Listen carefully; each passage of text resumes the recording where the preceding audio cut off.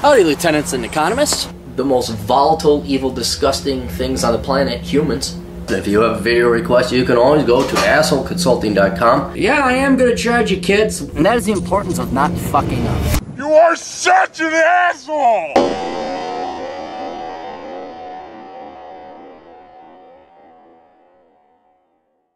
Hey everybody, the old captain here. Aaron, why are you dressed up? Because I just got back from retirement. That's the only reason. Did I dress up for you guys? No. Good day, Mr. Clear. I'm going by the name George. I'm interested in making a video request, so let's get to the point. We have been told via academia that World War II is what got us out of the Great Depression. I'm surprised they told you that. And then it'd say, it was FDR. But how so? I'm aware that demand was created, but I was wondering if you could explain how it ticks the economy. However, in modern times, I think you said that a global war today would throw our economy down the toilet. Can you clarify that as well? And I do apologize if I misconstrued anything in this message. So more or less, I want this to be a video talking about how war affects the economy using World War II and the war on terrorism as examples. All right, well, I know there's debating differences amongst economists because that's what economists do as to whether or not even World War II got us out of it. There's legitimate arguments that I could see where people would say, it used to be that FDR, the great socialist, got us out of the recession by spending lots of money controlling the economy and setting prices. But then also when World War II came along, and boom, it was this external demand from overseas that got us out of the war. And keep in mind there was the good getting out, that got us out of the Depression. And there was the good getting out of the Depression, and then there was the bad getting out of the Depression. The good getting out of the Depression was when the war was going on over there. And there was build-ups in everybody's army, including Germany, Britain, France. Everyone was building up where there was going to be war. And then when the war started, in 1939, we weren't part of it. Not for at least another 2 years.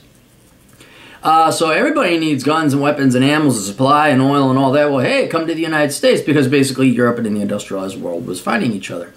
So before we even got involved in the war, external demand for practically everything, because that's what war consumes, was coming from the United States. So all of a sudden the economy started growing, and that's what got us out of the recession. Then we went to war, and a lot of people say, well, that really helped us out. Well, yeah, okay, because what were we producing? We're producing weapons and things that destroy capital and buildings and people, by the way. And let's not forget that when you all of a sudden, take, what was it, 2.5 million? I don't know how many millions of men went to World War II, but it was a lot. That has a tendency to immediately employ people and lower the unemployment rate, but not necessarily for productive things, because, I don't know if you remember, you probably don't because you weren't there. They had to do rationing and everything, so there may have been a psychological benefit to World War II. There may have been a patriotic benefit to World War II. But people back on the home front now we got to ration gas. Now we got to ration materiel. We got to, and not to mention people were getting killed. Women had to go to work, and not the cushy little I'm a HR or CSR professor director type with air conditioning. It was like, no, you're going to go work on the lines in Rosie the Riveter. Although she, I think, lasted 2 weeks before she quit. So it got us out of the recession. Yes, according to the numbers, things look good. But private consumption, which would be a better standard of living, or measure of standard of living, kind of actually went flatline, certainly in World War II. Went down even a little bit. Then after the whole rest of the world was blown up except for us, they're like, where do we buy stuff? Hey, the United States is the only thing that's got stuff. Like, hey, well, here's that stuff. So that continued helping the United States grow. Kind of really permanently got us out of the Great Depression until the 70s. However, in modern times, I think you said that a global war today would throw our economy down the toilet. Yes, I don't remember saying that, but you're right. I would say something like that. A global war, because we would no doubt be part of it, but it would immediately and directly affect our supply chain. And you gotta understand that contrasted with, say, the 1930s world, today we are much more integrated globally than we were back then.